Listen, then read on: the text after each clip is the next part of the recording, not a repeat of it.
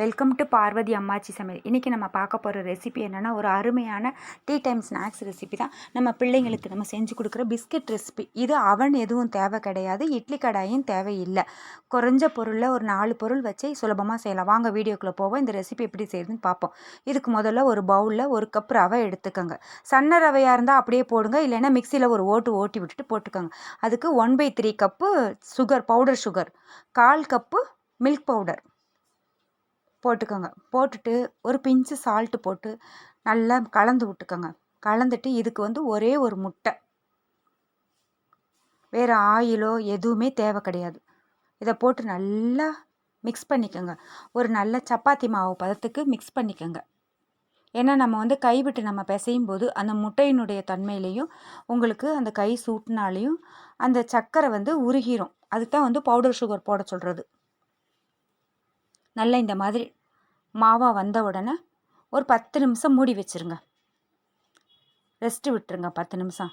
அதுக்கப்புறம் நமக்கு தேவையான அளவு எடுத்துக்கிட்டு கையில் லேசாக எண்ணெய் தடவிக்கங்க, ஒட்டாமல் இருக்கிறதுக்காக.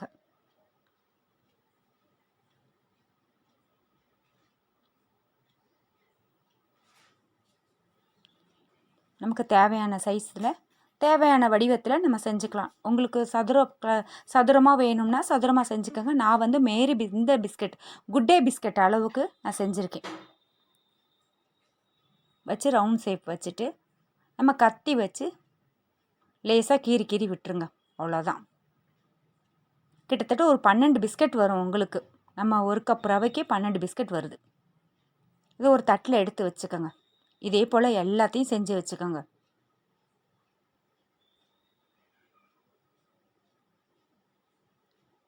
இது ரொம்ப நல்லா இருக்கும். கண்டிப்பாக ட்ரை பண்ணி பாருங்கள். உங்களுக்கு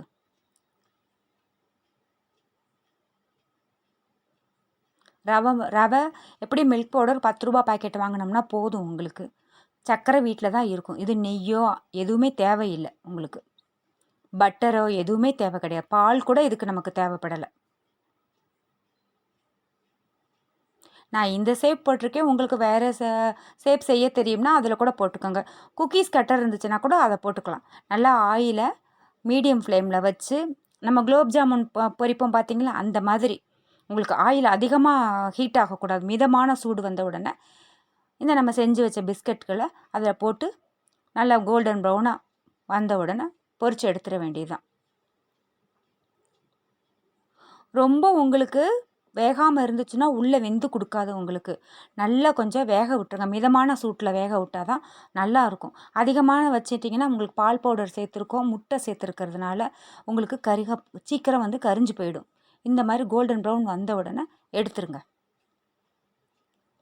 இது சீக்கிரம் செஞ்சிடலாம். பிள்ளைங்க ஸ்கூல் விட்டு வர்றதுக்குள்ளே செஞ்சு நல்லா ஒரு டப்பாவில் போட்டு வச்சுக்கிட்டிங்கன்னா நல்லா ஒரு வாரத்துக்கு கூட இந்த பிஸ்கெட் நல்லா தாங்கும். நல்லாயிருக்கும் உங்களுக்கு. நம்ம எப்பொழுதுமே பிஸ்கெட்னால் கடையில் தானே நம்ம வாங்கி கொடுப்போம். இது சுலபமாக நம்ம வீட்டிலேயே செஞ்சு வச்சுக்கலாம்.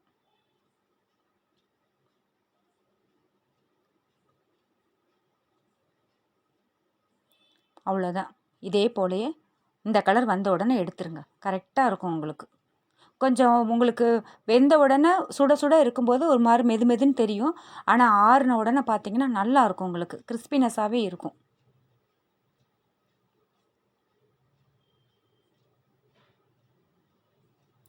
எக்காரணம் கொண்டு ஜீனியை நீங்கள் மிக்சியில் பவுட்ரு பண்ணாமல் போட்டுறாதீங்க. ஜீனியை மிக்சியில் பவுட்ரு பண்ணி தான் கண்டிப்பாக போடணும். அதே மாதிரி ரவையை உங்களுக்கு முழு ரவையை கொஞ்சம் பெரிய ரவையாக இருந்துச்சுன்னா, சிரோட்டி ரவைனா குட்டி குட்டியாக இருக்கும். உங்களுக்கு பெரிய ரவை கிடச்சிச்சின்னா மிக்சியில் ஒரு ஓட்டிட்டு அதுக்கப்புறம் நீங்கள் சேர்க்கும் பொழுது நல்லாயிருக்கும். உங்களுக்கு முழு ரவையாக போட்டுட்டிங்கன்னா நல்லா வராது.